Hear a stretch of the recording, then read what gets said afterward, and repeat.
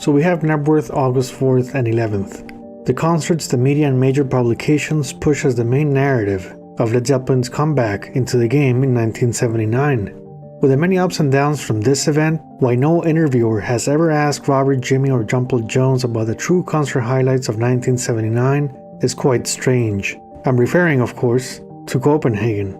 It's funny how selective amnesia works within rock journalism, teaming up with labels pushing the same storyline over and over. Early in my Zeppelin studies, I couldn't tell you how many times I was made to believe Knebworth was the only thing they did in '79. It took me many years to find information on the obscure and fantastic dates in Denmark that my Making Events Through the Outdoor series turned into obsessive admiration. Copenhagen became the other Knebworth, a pilgrimage for hardcore Zeppelin fans, a triumphant return only to be cut short by strange vibrations and some bad reviews. The virtuosity of Denmark's July 24th show alone makes me think how come Knebworth was so musically uneven, taking place just 11 days later. The band's overall energy and confidence just didn't sound like Denmark, where the music moved with passion, grace, and fire. Captured on precious bootlegs with absurd names, such as the melancholy Danish Page Boys Get It On, or just the complete warm-ups, these shows always sound fresh to my ears, and so much better than a couple of nights at Earl's Court, the early April shows of 1977, Knebworth August 11th, and some dates from tour 1980. If there was a wish list for a Zeppelin fan, I would love to see this officially released with a title like Now in Denmark. So why the Falkoner Theater? Why 2 warm-up shows? This is In Through Copenhagen. This is the making of Denmark 1979.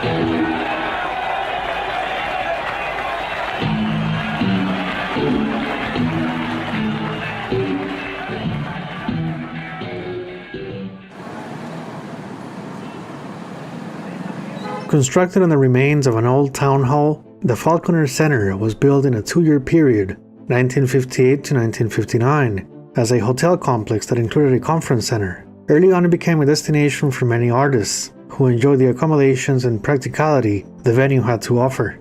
Now don't be fooled by its small 2,000-seat capacity. The Falkoner Theater saw a lot of shows that made it a premier concert hall for many artists. Let's take a look.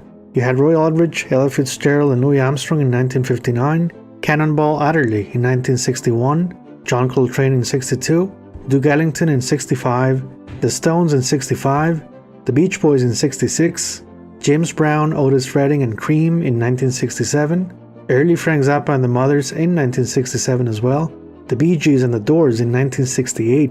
Yeah, that's Jim Morrison in Denmark. The Lizard King himself with Manzarek, Krieger and Densmore laying their instrumental chops on stage.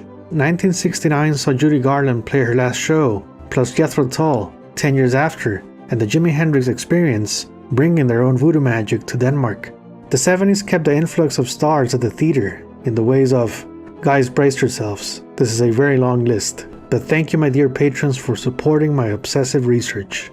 So we got The Who, Pink Floyd and the Winter Brothers in 1970, Iron Butterfly, Yes, Family and Black Sabbath in 1971, Leonard Cohen and Procol Harum in 1972, Uriah Heep, Slade, Donovan and T-Rex in 1973, Van Morrison, The Incredible String Band, Jethro Tull Again, Jose Feliciano and ABBA in 1974, Alice Cooper, Black Sabbath and Weather Report in 1975,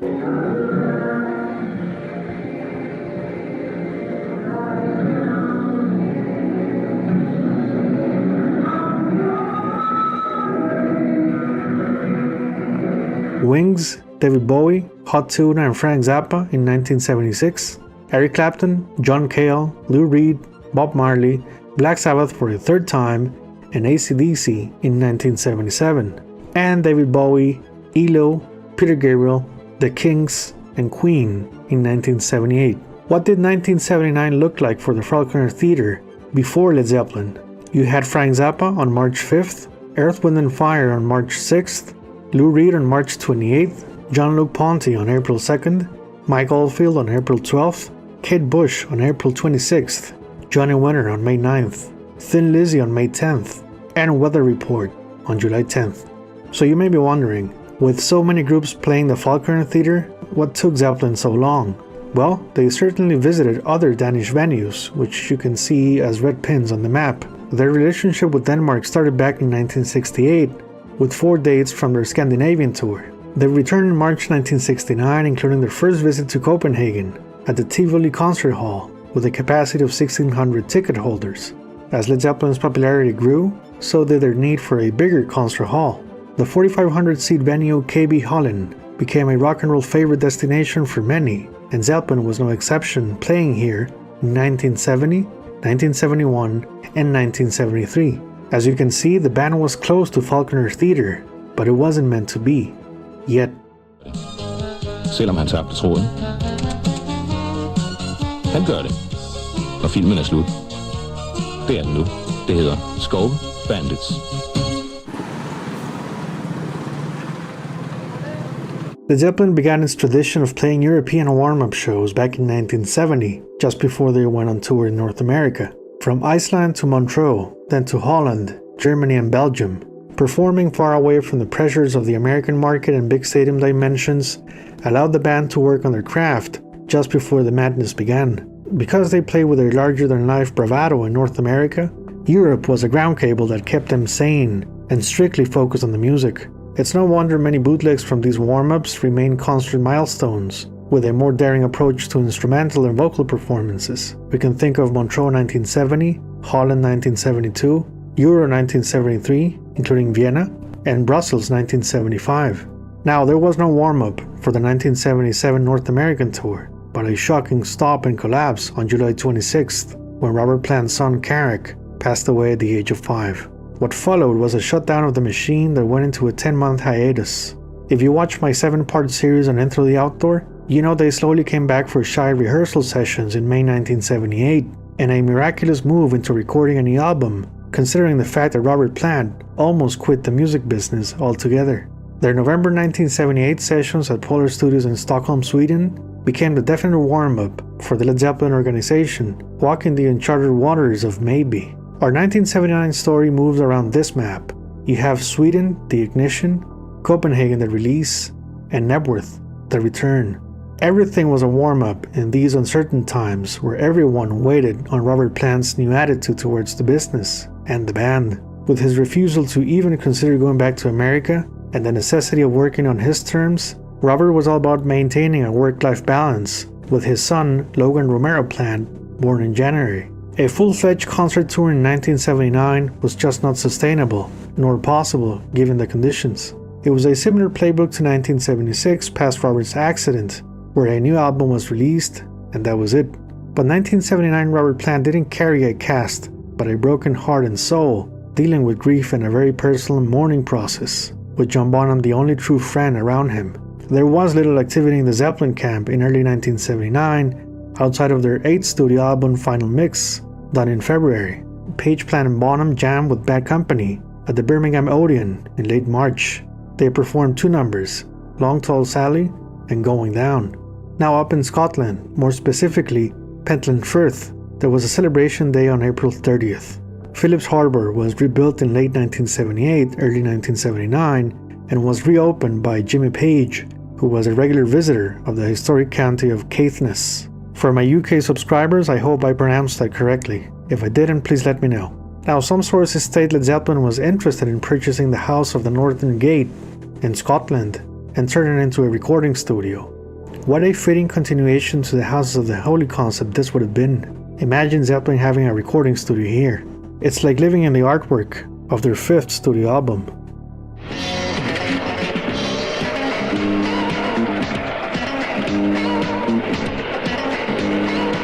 Ja, prøv den nye, ciao. Danmarks fornuftigste knallert. Peter Grant and promoter Freddie Bannister shook hands. An agreement was made. Led Zeppelin would play 2 shows at the Knebworth Festival of 1979. Press releases on May 25th and 26th made it official. This was the band's comeback to Britain after Earl's Court 1975. 150,000 tickets for August 4th went on sale in June. By the end of the month, only 150,000 tickets were sold. The concert promoter was worried about the remaining 35,000 stubs and tried to convince Zeppelin's manager Peter Grant to cancel the August 11th date. This, of course, was shut down by Grant, who insisted the band could play 2 dates. Now, who was touring Europe at the time? Well, many artists. I'll name a few.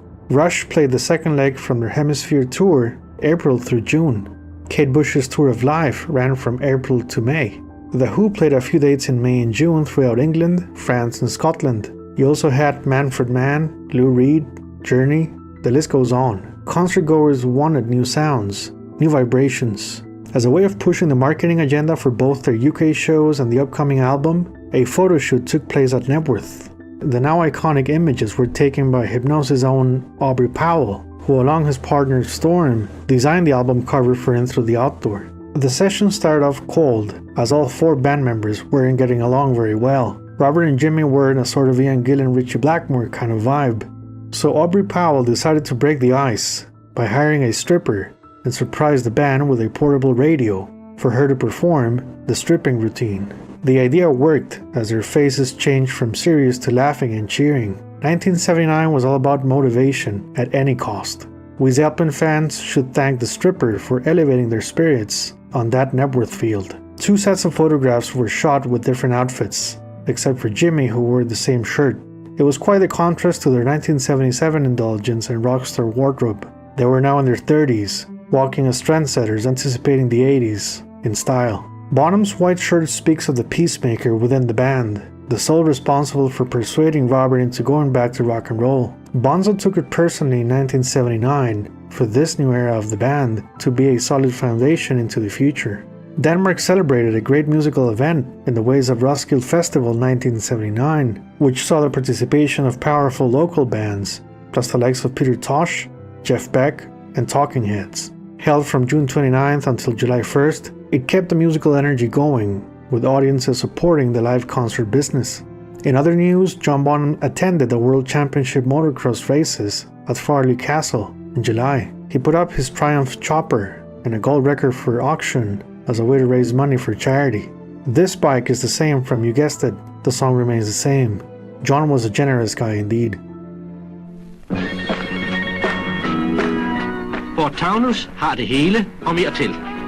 Sporty design, masser af næsten lydløse hestekræfter i den 4-cylindrede rækkemotor med overliggende knastaksel. Det hele og mere til.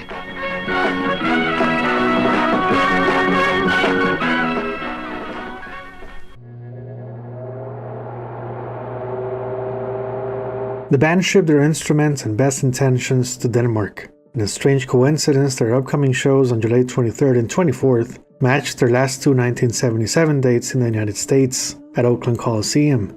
How times had changed, going from a 60,000-seat venue to a 2,000-seat theater. It wasn't a sign of weakness, but rebuilding their business from within. Ironically, the song selection for these Danish warm-up shows seems to be an overhauled version of their Oakland Coliseum set. While it retained some of the structure from 1977, they replaced the old acoustic set and revitalized the mood from tragedy into hope. Their new sense of realism made this repertoire quite balanced. It was challenging enough without going over the top, or should we say, going over the top. Denmark witnessed 2 different sets at the Falkoner Theatre. July 23rd had Celebration Day and Misty Mountain Hop back for the first time since Madison Square Garden 1973. John Paul Jones took a similar keyboard arsenal to the 1977 tour, plus his brand new weapon, the Yamaha GX1, aka the Dream Machine, shipping the innovative sounds from their upcoming album. You'd think they would play the big synthesizer tracks from In Through the Outdoor, but no. Whether they didn't rehearse that much for Denmark, or they just wanted the album to hit the stores first, In the Evening and Hot Dog were the only new tracks selected for the proceedings. In the Evening made sense, as the intro was an extension of Bonham's timpani drum solo from 1975 and 1977. Hot Dog remains a mystery though. I have nothing against this track, but it was certainly easier to attempt on stage than say Carouselambra, All My Love, or I'm Gonna Crawl. The Rain song's last performance took place on May 25th at Earls Court. It was back, but this time to the Yamaha GX1 and its string pad effect. July 24th was an extra special date with the inclusion of 3 Oakland 1977 numbers, 10 Years Gone, Sick Again, and Hora Love in what could be the perfect setlist for latter-day Zeppelin. As a side note, I always thought it was funny one of the posters for the show featured an Earls Court photograph. You'd think the organizers would receive Swan Song materials with some of the 1977 shots. I called this design lazy. Now, because we don't have video nor much visual aid of the Falkoner Theater shows, I'll do my best to provide a creative audio summary. I can tell you one thing right off the bat. It seems Jimmy used the same shirt from their June 1979 photo shoot at both Danish concerts. The rest of the band followed with the same wardrobe. Why would they do this? Why wear the same clothing for both shows? Maybe there's a secret video recording we don't know about.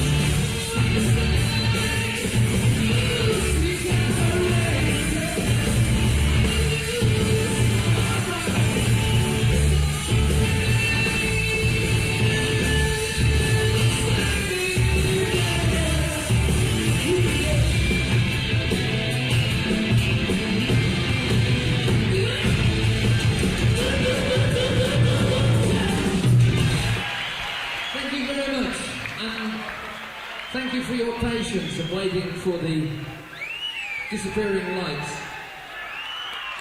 Well, it's been 8 years since we were here last time, so there's not too much talking to do, quite a bit of playing.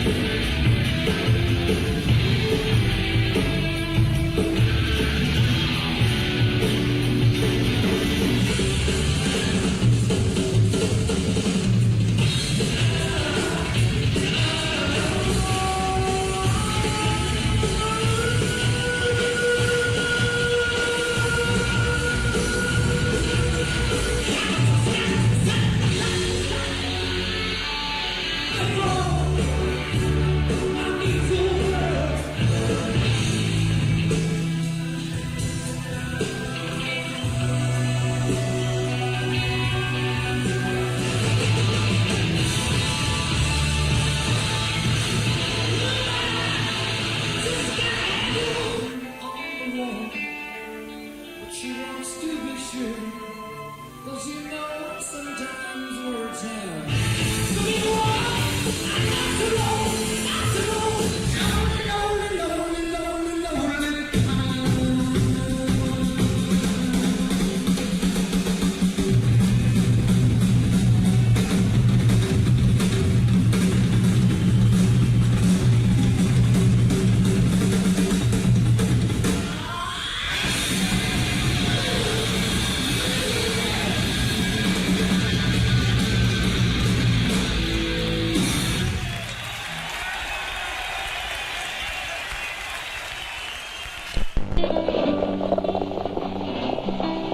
Se på dette dejlige, tørstslukkende, sukkerfri glas tab med kun 3 kalorier i hver flaske. Og tænk så på, at der kun er én drik, som indeholder færre kalorier end tab. Kun vand. Drik tab. Kun 3 kalorier.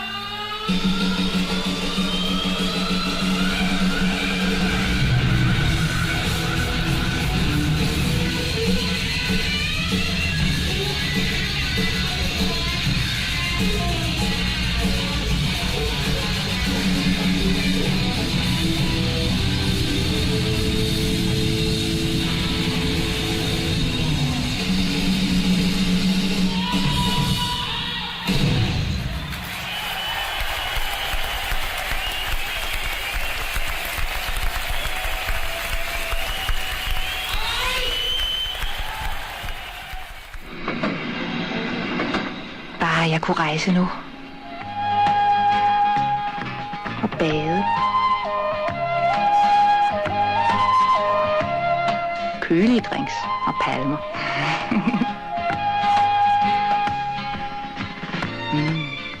Jeg elsker at sejle.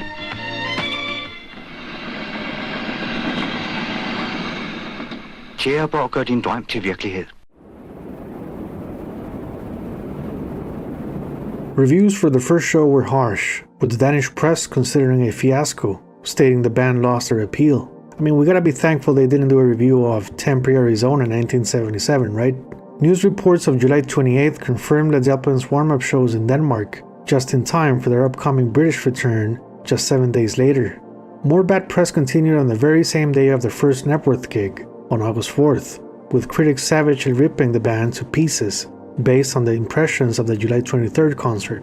It's a shame nobody reported on July 24th though. This show would have changed their perspective and give the band more confidence as they took the stage on Knebworth. Overall, the Copenhagen concerts were hard-hitting nights that did not deserve such a bad rap, further contributing to the band's nervousness at Knebworth and Robert Plant's personal sentiments of frustration with the whole thing.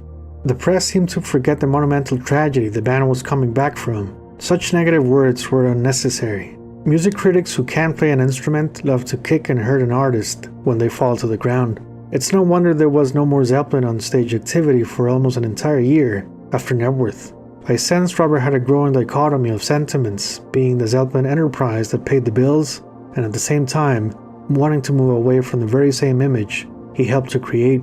One thought that strikes you after hearing the Copenhagen shows is, was Knebworth necessary? Did it make sense to sing Black Dog in the 80s? Had they broken up in 1977 and not realized the ship ran its course? If staying at the top is hard, try finding a purpose to carry on.